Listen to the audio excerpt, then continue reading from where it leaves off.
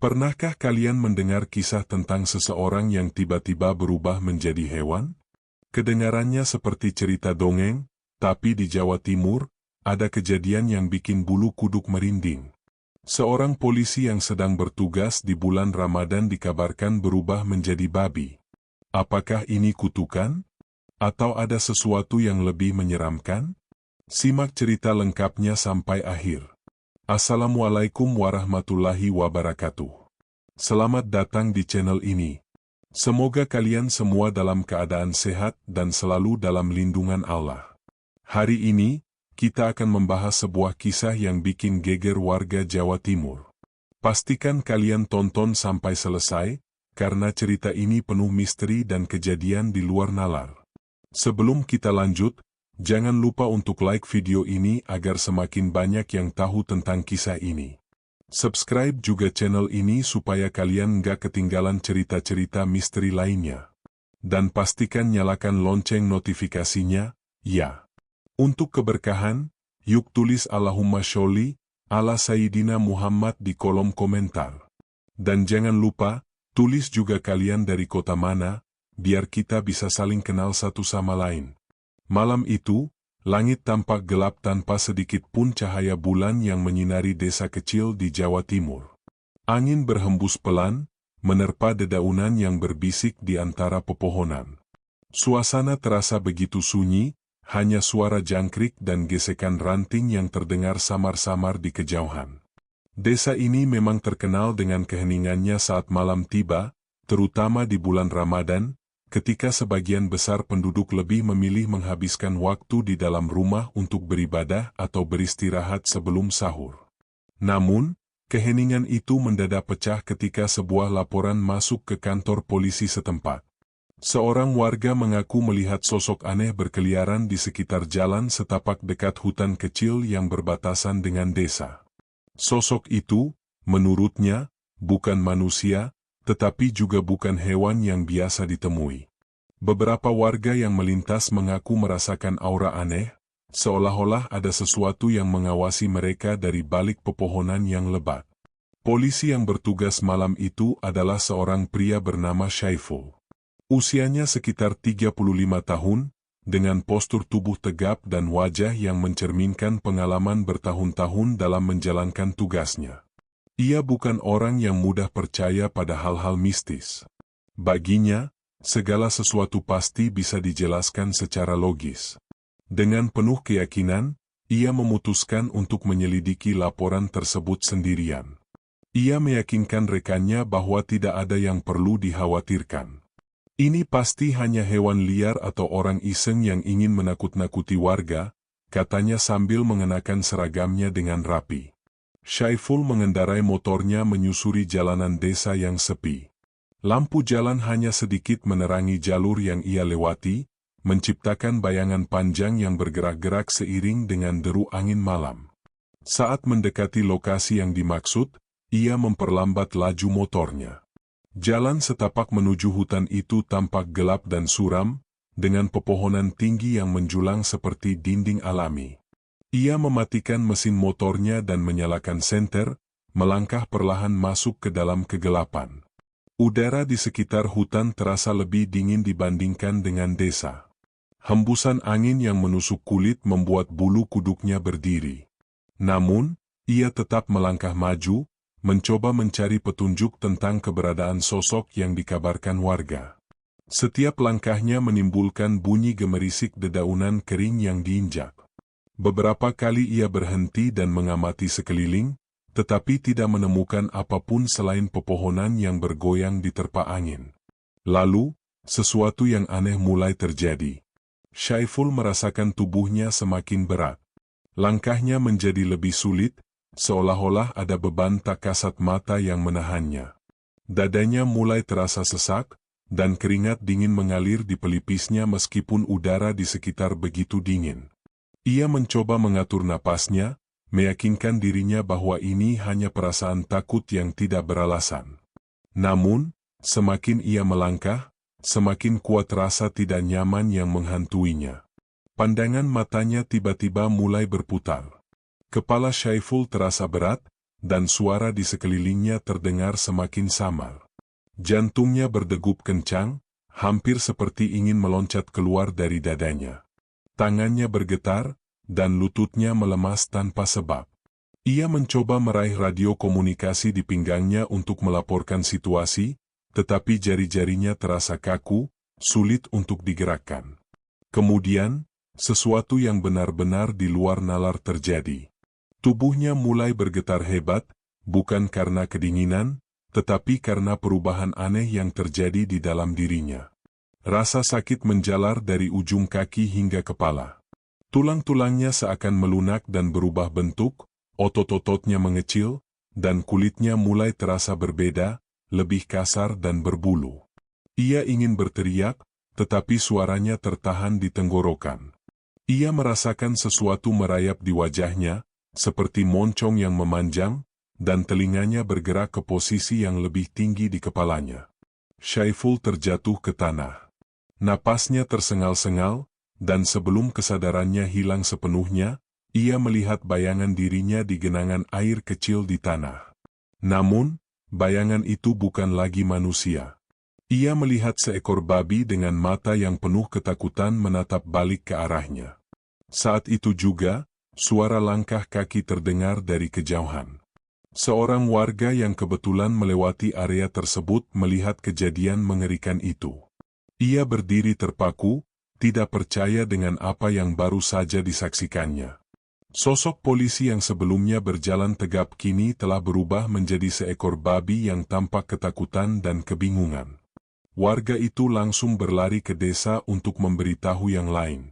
Dalam waktu singkat, berita tentang polisi yang berubah menjadi babi menyebar ke seluruh desa. Warga yang penasaran berbondong-bondong datang ke lokasi untuk memastikan sendiri apa yang sebenarnya terjadi. Beberapa dari mereka membawa senter dan menerangi sekitar hutan, tetapi yang mereka temukan hanyalah seragam polisi yang tergeletak di tanah, tanpa ada tanda-tanda keberadaan Syaiful. Seorang tetua desa yang dikenal memiliki pengetahuan tentang hal-hal gaib segera datang ke tempat kejadian. Ia mengamati sekitar dengan mata penuh kewaspadaan, kemudian menggelengkan kepala. Ini bukan kejadian biasa, katanya lirih. Ada sesuatu yang tidak beres di sini. Malam itu, warga desa tidak bisa tidur nyenyak. Mereka bertanya-tanya, apakah ini hukuman akibat perbuatan Syaiful di masa lalu? Apakah ada makhluk gaib yang marah karena ia melanggar sesuatu di bulan suci Ramadan? Ataukah ini hanya kebetulan belaka, sesuatu yang tidak bisa dijelaskan dengan akal sehat? Yang jelas, setelah malam itu, Syaiful tidak pernah terlihat lagi dalam wujud manusianya. Di sebuah rumah sederhana di pinggiran desa, seorang pria paruh baya bernama Pak Rahman duduk termenung di beranda. Ia baru saja selesai menunaikan sholat tarawih bersama keluarganya. Malam itu terasa lebih dingin dari biasanya, angin bertiup kencang membawa suara-suara aneh dari arah hutan kecil yang bersebelahan dengan desa. Biasanya, ia tidak terlalu memperhatikan hal semacam itu. Namun, entah mengapa, malam itu ada perasaan tak nyaman yang menggelayut di hatinya. Tak lama kemudian, ia mendengar langkah kaki tergesa-gesa dari arah jalan. Seorang pemuda bernama Didi, yang tinggal di desa sebelah, tampak berlari terengah-engah dengan wajah pucat. Nafasnya memburu, seakan baru saja melihat sesuatu yang mengerikan. Pak Rahman. Astagfirullah, Pak. Saya baru saja melihat sesuatu yang gak masuk akal. Didi berusaha mengatur napasnya sambil menunjuk ke arah hutan. Polisi yang tadi patroli, dia berubah jadi babi, Pak. Saya lihat sendiri. Pak Rahman mengernyitkan dahi. Kamu ngomong apa, Di? Polisi berubah jadi babi? Jangan ngomong sembarangan, Nak. Ini bulan Ramadan. Tapi benar, Pak. Saya lihat dengan mata kepala saya sendiri. Didi bersikeras. Saya tadi mau pulang lewat jalan setapak di pinggir hutan. Awalnya saya dengar suara aneh, seperti orang yang mengerang kesakitan. Saya kira ada yang butuh bantuan, jadi saya dekati. Tapi waktu saya lihat ke arah suara itu, astagfirullah, saya lihat Pak polisi itu, tubuhnya mengecil, kulitnya jadi kasar, dan tiba-tiba dia berubah jadi babi. Pak, saya langsung lari ke sini. Pak Rahman terdiam, mencoba mencerna cerita Didi. Di desa ini, memang banyak cerita mistis yang beredar, terutama tentang hutan kecil itu. Konon, tempat itu adalah kawasan angker yang dihuni oleh makhluk tak kasat mata. Beberapa orang yang nekat masuk ke dalamnya tanpa izin pernah mengalami kejadian aneh, mulai dari kesurupan hingga hilang tanpa jejak. Tanpa menunggu lama, Pak Rahman segera mengumpulkan beberapa warga lain. Dalam hitungan menit, belasan orang sudah berkumpul, membawa obor dan senter. Mereka berjalan beriringan menuju lokasi yang disebutkan Didi. Beberapa dari mereka tampak ragu-ragu, tetapi rasa penasaran lebih besar daripada ketakutan. Ketika mereka tiba di lokasi, suasana terasa begitu hening. Tak ada suara hewan malam, tak ada angin yang berhembus. Hanya ada kegelapan yang pekat dan hawa dingin yang menusuk tulang. Di bawah sorotan lampu senter, mereka melihat sesuatu yang membuat jantung mereka hampir berhenti berdetak. Di tanah, tergeletak seragam polisi lengkap dengan sepatu dan topinya. Namun, tak ada tanda-tanda keberadaan pemiliknya. Di dekatnya, seekor babi hutan berwarna hitam tampak berdiri terpaku, matanya menatap warga dengan penuh ketakutan. Napasnya tersengal-sengal, tubuhnya sedikit gemetar, seolah-olah ia menyadari ada sesuatu yang salah dengan dirinya. Seorang warga berbisik, "Astagfirullah, ini beneran?" Beberapa orang mundur perlahan, merasa ngeri dengan pemandangan itu. Mereka tidak pernah melihat kejadian seperti ini sebelumnya. Beberapa wanita yang ikut datang segera membaca ayat-ayat suci untuk menenangkan diri. Pak Rahman, yang memiliki sedikit pengetahuan tentang kejadian mistis, mencoba mendekati babi itu. Ia menatap dalam-dalam ke mata hewan tersebut. Ada sesuatu yang aneh.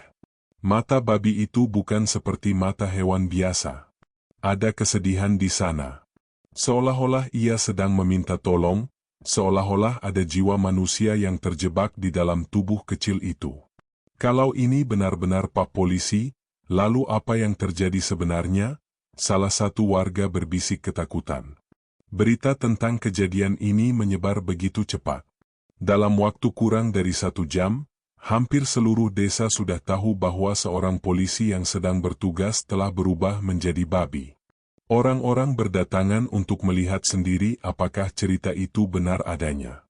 Beberapa dari mereka membawa ponsel dan mulai merekam, berharap bisa mengabadikan kejadian yang luar biasa ini.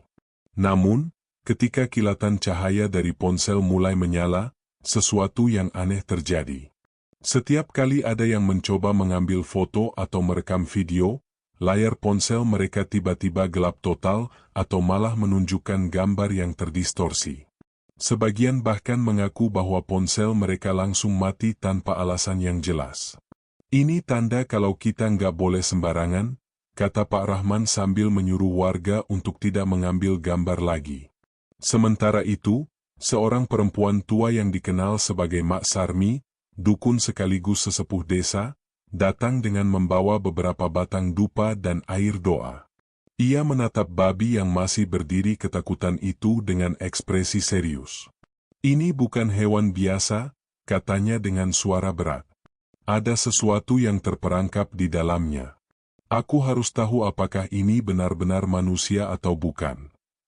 Mak Sarmi kemudian mengeluarkan sebuah botol kecil berisi air yang telah didoakan. Ia berjalan mendekati babi itu dan meneteskan air tersebut di dahinya. Seketika, babi itu bereaksi. Ia mengerang kesakitan, tubuhnya bergetar hebat, dan matanya semakin dipenuhi ketakutan. Warga yang menyaksikan kejadian itu semakin yakin bahwa yang mereka lihat bukanlah babi biasa. Ada sesuatu yang lebih besar sedang terjadi. Malam semakin larut, dan warga mulai kelelahan. Beberapa orang mencoba menangkap babi itu, tetapi setiap kali mereka mendekat, tubuh mereka terasa berat dan kepala mereka pening. Seolah-olah ada kekuatan tak kasat mata yang melindungi hewan itu dari sentuhan manusia. Akhirnya, atas saran Pak Rahman dan Mak Sarmi, mereka memutuskan untuk membiarkan babi itu pergi. Mereka percaya bahwa jika ini adalah hukuman dari makhluk gaib, maka mereka tidak boleh ikut campur terlalu jauh. Babi itu pun perlahan berjalan ke arah hutan, sesekali menoleh ke arah warga, seakan ingin mengatakan sesuatu. Namun, ia tetap melanjutkan langkahnya hingga akhirnya menghilang di balik pepohonan yang gelap. Sejak malam itu, Pak Syaiful tidak pernah ditemukan lagi. Tidak ada jejak, tidak ada petunjuk. Seragamnya tetap ada di tempat kejadian, tetapi tubuh manusianya seakan menghilang begitu saja. Beberapa bulan setelah kejadian itu, warga sesekali masih melihat babi hitam yang mirip dengan yang mereka temui malam itu. Namun, mereka tidak pernah berani mendekatinya. Setiap kali babi itu muncul, ada perasaan aneh yang menyelimuti desa. Seperti ada seseorang yang masih mengawasi mereka, meminta pertolongan yang tidak akan pernah datang. Kisah ini menjadi legenda di desa tersebut. Ada yang percaya ini adalah kutukan akibat perbuatan buruk, ada juga yang mengatakan ini adalah gangguan dari makhluk halus yang menghuni hutan itu. Namun, hingga kini, tidak ada yang tahu apa yang sebenarnya terjadi pada Pak Syaiful malam itu. Sejak malam mengerikan itu, suasana di desa berubah drastis. Warga yang biasanya berkumpul di warung kopi selepas tarawih kini lebih memilih tinggal di rumah. Jalanan yang dulu ramai oleh anak-anak bermain petasan kini sepi dan terasa mencekam. Semua orang masih membicarakan kejadian aneh yang menimpa polisi bernama Syaiful, yang konon berubah menjadi babi saat bertugas malam itu. Beberapa orang yang berani mengaku masih melihat babi hitam misterius berkeliaran di sekitar hutan. Anehnya, setiap kali seseorang mencoba menangkap atau mengusirnya, tubuh mereka tiba-tiba terasa lemas dan kepala mereka pusing. Bahkan, beberapa orang mengalami demam tinggi setelah bertemu dengan hewan itu. Tidak hanya itu, keanehan demi keanehan terus terjadi. Setiap kali ada warga yang berjalan melewati lokasi kejadian di malam hari, mereka melaporkan mendengar suara langkah kaki tanpa wujud, suara erangan yang samar, atau bahkan bisikan yang menyebut nama mereka. Beberapa orang yang lebih peka mengaku merasakan kehadiran seseorang di dekat mereka, meskipun tidak ada siapa-siapa di sana. Warga mulai percaya bahwa arwah Syaiful belum sepenuhnya pergi. Mereka meyakini bahwa tubuhnya yang kini berupa babi bukan sekadar kutukan, melainkan bentuk penyesalan yang tidak bisa diungkapkan. Tetapi, apa sebenarnya yang terjadi pada Syaiful? Tidak ingin membiarkan ketakutan terus menghantui warga, Pak Rahman bersama Mak Sarmi, sesepuh desa yang dikenal memiliki pengetahuan spiritual, memutuskan untuk menyelidiki lebih dalam. Mereka ingin mencari tahu apakah benar Syaiful masih terperangkap di dunia ini dan apakah ada cara untuk mengembalikannya ke bentuk semula, jika itu masih memungkinkan. Mereka berdua pergi ke lokasi tempat seragam Syaiful ditemukan. Meskipun malam sudah larut, mereka tidak gentar. Dengan membawa obor dan dupa, Mak Sarmi mulai membaca doa dan mantra yang dipercaya bisa mengungkap keberadaan makhluk tak kasat mata. Tiba-tiba, angin kencang berhembus, meskipun sebelumnya udara terasa tenang. Api obor bergetar hebat, dan dedaunan kering berterbangan ke segala arah. Udara menjadi lebih dingin, dan Pak Rahman merasa bulu kuduknya berdiri. Kemudian, terdengar suara geraman samar dari semak-semak. Pak Rahman langsung menyorotkan senternya ke arah suara itu. Di sana, babi hitam itu berdiri, menatap mereka dengan mata yang tajam dan penuh ketakutan. Mak Sarmi memperhatikan hewan itu dengan seksama. Ia mendekat perlahan sambil meneteskan air doa ke tanah di sekitarnya. Begitu tetesan air menyentuh tanah, babi itu mulai bergetar hebat. Suaranya berubah menjadi erangan yang lebih mirip dengan suara manusia yang sedang menahan sakit. Pak Rahman terpaku. Astagfirullah, apakah benar ini Syaiful? Gumamnya dengan suara bergetar. Mak Sarmi menutup matanya, mencoba berkomunikasi dengan entitas yang ada di dalam tubuh babi itu. Setelah beberapa saat, ia membuka mata dan berkata dengan suara berat, "Dia masih di sini. Dia tidak bisa pergi." Pak Rahman menelan ludah. "Apa maksudnya?" Mak Sarmi menatap ke arah hutan yang gelap.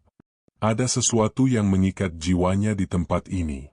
Dia bukan hanya dikutuk, dia telah mengambil sesuatu yang bukan miliknya. Malam itu, Mak Sarmi mengajak warga yang berani untuk berkumpul di balai desa.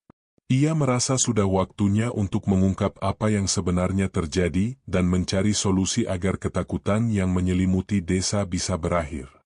Dengan suara tenang namun penuh wibawa, ia mulai bercerita. Dulu, sebelum desa ini berkembang seperti sekarang, hutan itu bukan sekadar hutan biasa. Tempat itu adalah wilayah terlarang yang dijaga oleh sesuatu yang tidak bisa kita lihat. Nenek moyang kita tahu bahwa siapapun yang berani mengganggu keseimbangan di tempat itu akan menerima akibatnya. Warga mulai saling berbisik. Mereka tahu hutan itu memang memiliki banyak cerita mistis, tetapi tidak ada yang pernah mengira bahwa tempat itu benar-benar dijaga oleh kekuatan tak kasat mata. Mak Sarmi melanjutkan, "Aku tidak tahu pasti apa yang dilakukan Syaiful di sana. Tapi aku bisa merasakan, dia telah melanggar sesuatu yang seharusnya tidak disentuh." Pak Rahman mencoba mengingat. Tapi dia hanya pergi untuk patroli, apa mungkin dia tanpa sengaja melanggar sesuatu? Seorang warga bernama Buminah, yang sudah tinggal di desa sejak muda, tiba-tiba angkat bicara. Dengan suara lirih, ia berkata, "Mungkin ini ada hubungannya dengan batu besar di tengah hutan." Semua orang langsung menoleh ke arah Buminah. "Batu besar?" tanya Pak Rahman. Buminah mengangguk. "Dulu, waktu aku masih kecil, kakekku pernah bilang, ada batu keramat di tengah hutan itu. Katanya, batu itu adalah tempat bersemayamnya roh leluhur yang menjaga desa ini. Orang tua dulu selalu memperingatkan agar tidak menyentuh atau mengganggunya. Aku tidak tahu apakah itu benar, tapi mungkin Syaiful tidak sengaja melakukannya." Tiba-tiba, suasana menjadi lebih tegang. Semua orang merasa merinding. Jika benar Syaiful tanpa sengaja mengganggu sesuatu yang bersifat keramat, maka tidak heran jika ia menerima hukuman yang tidak biasa. Mak Sarmi menghela napas panjang. "Jika itu benar, maka kita harus melakukan sesuatu sebelum arwahnya benar-benar terjebak selamanya." Malam itu juga, Mak Sarmi, Pak Rahman, dan beberapa warga yang berani kembali ke hutan. Mereka mencari batu besar yang disebutkan Buminah. Setelah berjam-jam mencari, akhirnya mereka menemukannya. Batu itu tampak tua dan tertutup lumut, tetapi di salah satu sisinya ada bekas goresan yang tidak wajar, seolah seseorang pernah mencoba memindahkannya atau menandainya. Mak Sarmi segera menyiapkan ritual untuk meminta maaf kepada roh penjaga hutan. Ia menyalakan dupa, menyiramkan air suci, dan mulai membaca doa-doa dalam bahasa Jawa kuno. Warga lainnya ikut berdoa dengan khusyuk, berharap agar apapun yang menimpa Syaiful bisa segera diakhiri. Di tengah ritual, tiba-tiba angin bertiup kencang, dan suara jeritan panjang terdengar dari arah hutan. Semua orang langsung merapatkan barisan, ketakutan. Namun, Mak Sarmi tetap melanjutkan doanya dengan suara lantang. Saat doa terakhir diucapkan, babi hitam yang tadi mereka lihat muncul dari semak-semak. Namun, kali ini, tatapan matanya berbeda. Tidak ada lagi ketakutan di sana. Perlahan, hewan itu berjalan ke arah batu besar, menundukkan kepalanya, lalu menghilang begitu saja. Semua orang terpana. Mak Sarmi tersenyum tipis. Dia sudah pergi. Dia sudah dimaafkan. Sejak malam itu, babi hitam itu tidak pernah terlihat lagi. Desa pun kembali tenang, meskipun cerita tentang kejadian itu akan tetap hidup dalam ingatan warga. Pak Rahman masih sering termenung di beranda rumahnya, memikirkan nasib Syaiful. Apakah dia benar-benar pergi dengan damai? Ataukah jiwanya masih ada di tempat itu? Yang jelas, hutan kecil itu kini menjadi lebih sunyi dari sebelumnya. Bagaimana menurut kalian? Apakah kejadian ini nyata atau hanya mitos? Benar atau tidak, kejadian ini tetap menjadi misteri yang belum terpecahkan. Bagaimana menurut kalian? Apakah ini hanya mitos atau ada sesuatu yang memang terjadi? Tulis pendapat kalian di kolom komentar. Jangan lupa like, subscribe, dan bagikan video ini ke teman-teman kalian.